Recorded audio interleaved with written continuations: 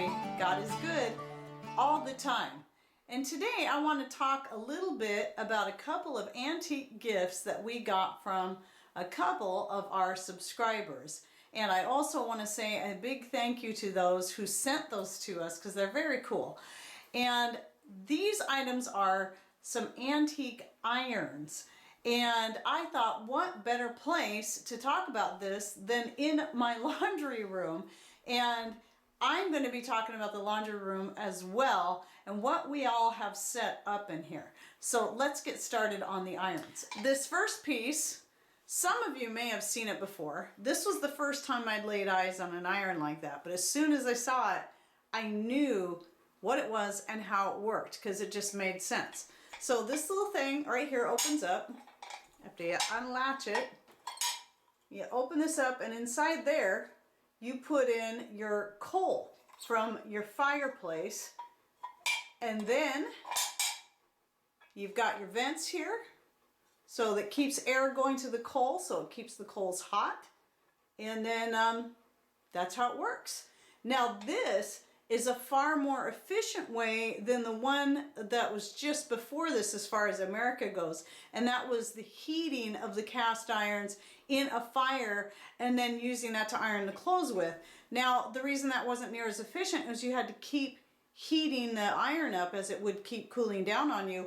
Whereas with something like this, you could put the coal in there and then just let it heat up and it will stay hot as long as those coals are being fed at least long enough to iron everything that you'd need to iron. So I thought this was very cool, and I may, just for the heck of it, give it a try someday. I'm really not much one to iron clothes, but I love antique things, and I like it just as is.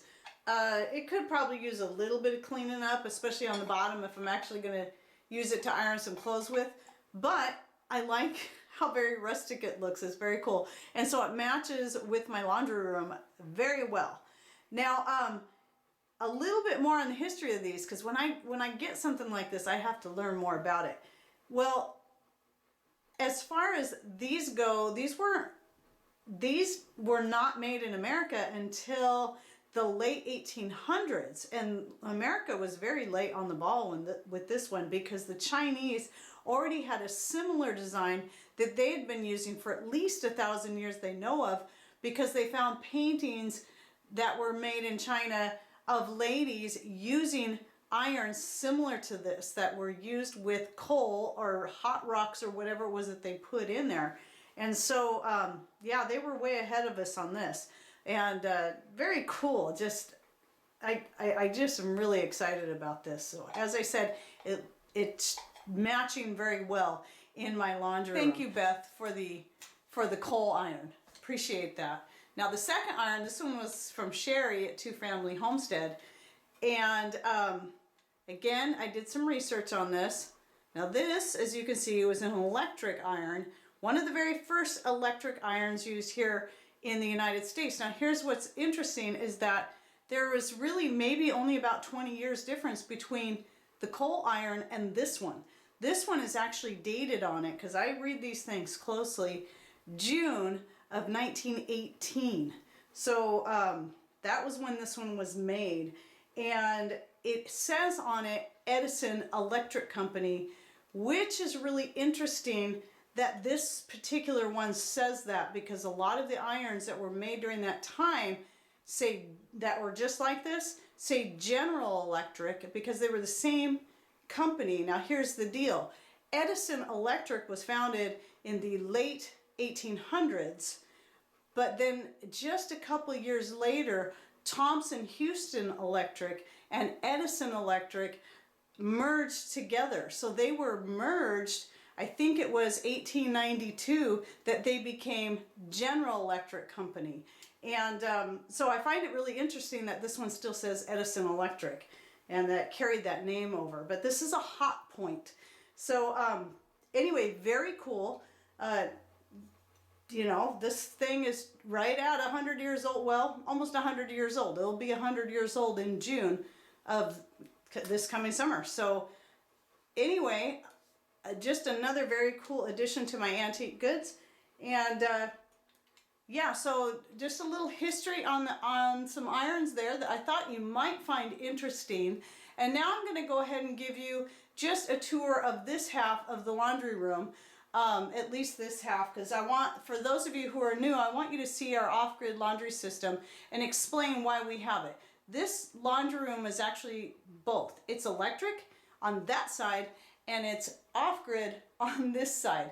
And so that side is that's where the power outlets are, so that's where it makes sense, and that is where our solar outlets are as well. So in the summertime I can actually wash my clothes, well, most of the year I can run the electric washing machine off of our solar power, no problem. But if that's the case, if we have solar power and we're also on public power, why have this set up here? Well, let me explain that. Now, this setup, it's really kind of multi-purpose. Not only does it just look cool here in my laundry room, you can see up here I have some handmade quilted pieces. I did these myself so that it really kind of blends in with the whole kind of old-fashioned feel of this room. The base here, Mr. Rain actually found, we bought these tubs, but then he fixed them up, and we do have videos on how he did that, how he put drain holes in the bottom of these, because these did not have drain holes, so that they would work with this setup. And then he built this whole frame to hold the tubs and my antique ringer, which I can't remember what year. I'm thinking this might also be 1918, as is that. Both of these are either late 1800s or early 1900s. I already forgot, but we have videos on each of these things. But obviously the tubs and the rack were new, because we couldn't find a rack, like an antique one that was in good shape, because we need it to be strong to hold this up. So he made this very sturdy, and he has a couple of videos on how he did that, as well as how he made the tubs. So, and then this is the agitator. I showed this in the video after I bought it. I found this and the ringer on eBay, and this works excellent. So, and I have used this many times, and I actually enjoy doing it. I enjoy it more in the summertime, because when I go to drain the tubs, I need to run the hoses out the door and outside to, and then I usually try to drain it into a watering can so I can use the gray water to water my plants with. But, and I use homemade, all natural laundry soap, so I don't worry about it hurting my plants. But anyway, so again, back to the question of why would I have this setup? Well, the main reason why is that even though we have solar power, and even though right now we're grid tied, what happens if we lose power and it's in the middle of winter and we're not collecting enough solar to keep the washing machine going? Maybe we need that power. It's more important to keep our freezers and fridge running or something else like that, because we have to pick and choose in the middle of winter what we're going to run off the solar, because it's very limited what we have. And then if we don't have public power because we have a power outage, which happens frequently around here, especially in the wintertime, then I have this setup I can use if I need to. And I've practiced with it many times, and I like the feel of it. It works great, and I know how to do it, and to do it efficiently. If we do ever move completely off grid, and we're dependent only on solar and being able to do methods by hand, this is going to be necessary. So let me do a little bit more detail on this, and someday maybe I'll do a video showing how I actually do this. But I do have a blog post with pictures showing me doing the laundry in the tubs, and I'll go ahead and post that right up here. And anyway, so let me take the camera off and I'll show you a little more detail on how this works. So this side here is my wash tub, and I'll explain the grate here in a minute, but the grate, obviously when I'm washing the clothes, is not over that. When I've got the dirty clothes in there with my handmade laundry soap, I take my agitator and I'll just agitate for several minutes. I usually let it soak, come back and agitate it again, soak some more, agitate it some more. And then I'll start to drain it unless I'm going to do another load right after that, like a dirtier load. So if I have like one, I'll do dirtier load after I've already washed the cleaner clothes. Okay, so now the reason for this, obviously this I don't put on until after I've wrung the clothes out and put them into the rinse water and then agitated them well in there. You can see I have another rack there if needed. Obviously these are not on there when I'm doing all this process. So if I still have soapy water in here and I've got the rinse clothes that I need to run through here, I need to be able to lay them here, especially if they're long pieces, like socks, underwear, rags, things like that. It's not a big deal. But if I have a pair of jeans, one of my long skirts, anything like that, I can just lay it here and run it through, and then this rack will catch it on the other side to keep it from falling back into the rinse water. And because usually what you need to do is go through twice with each piece, especially heavier pieces. So give you a better look here at the antique ringer. I picked this up at eBay as well, and then we have a video of Mr. Rain refurbishing it. It's kind of dusty right now because it hasn't been used in a little while. I think the last time I used it was this last summer, which is my favorite time to do it.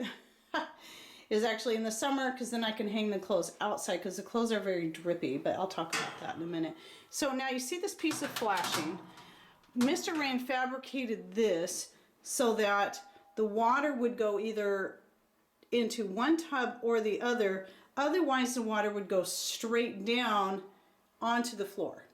But I still have down under there a big glass pan that I never use for baking anymore to catch any water that does not make it through. But typically most of it goes back into one side or the other, and my floor stays relatively dry. And also you can see the drains right there. Those are the ones that Mr. Rain put in there. And now I'll show you down here. So I put this little curtain around here because it's cute. And also to hide this mess here. So what we have here, this is the hose I run outside when I'm draining both the wash and the rinse tubs. It's very long. And then it's hooked up here, I can't pull that out very far, to these two hoses here. This one goes to the wash tub, this one goes to the rinse tub, and then I've got these switches here. And so right now they're both in the off position. So next time I do laundry in here, I don't have to worry about it. It's all plugged up. I just fill my tubs, and then when I'm all done, I will just flip this over after I run the hose outside, and then let the water drain out that way. All right, so here is the opposite side of a laundry room. You can see my big freezer right there.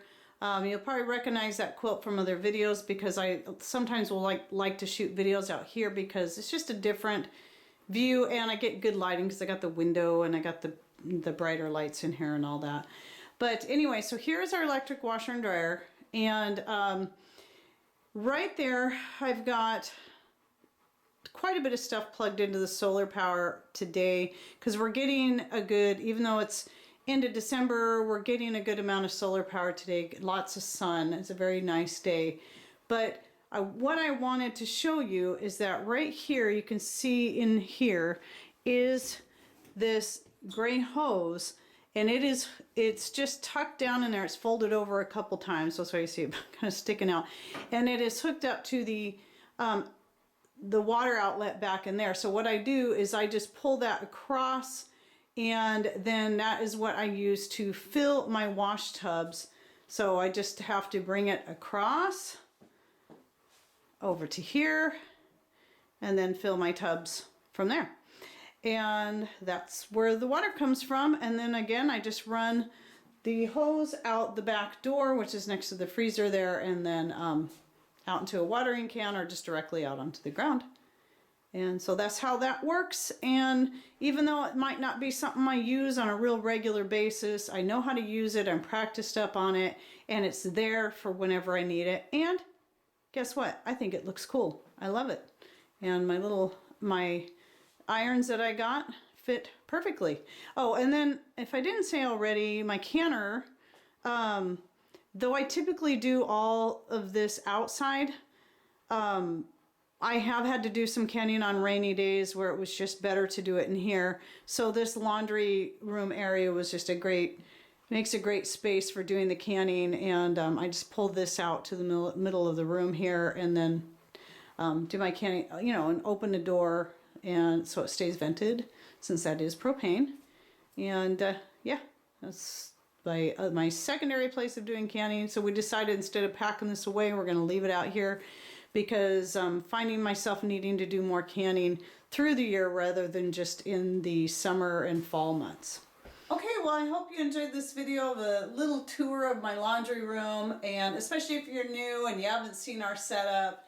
And it's pretty cool setup, especially what Mr. Rain did there is hard work, and it's just really great, very sturdy. Great backup system for if we don't have electricity or whatever else happens. And a little history on some irons. And thank you again to Beth and Sherry for sending those wonderful gifts. Hope you enjoyed this video and that you learned something new. Thanks for watching. Take care and God bless.